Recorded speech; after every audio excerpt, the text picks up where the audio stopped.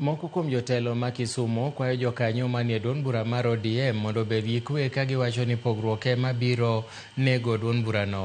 Kotelnegi kod jalup gavana ma Kisumu Matthews Owili, jotelogo olero nigi ka giwacho ni mondo mi dongruok obedi e ODM, jokanyo mag ODM owinjo riwre kendo giwach dhok achiel. E wi mano gilero ni jokanyo mag ODM mondo ochiw sir ne Dr. Oburu Oginga kaka ogai manyien mar chamano.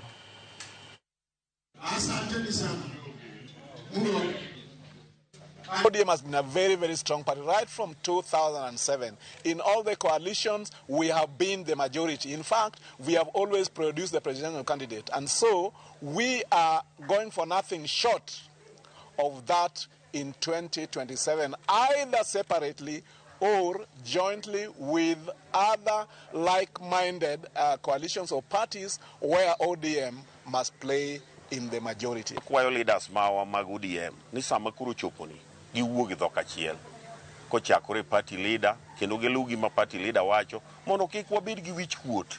Samoro kwaneno leaders wakuo to moro wacho kama moro wacho kama.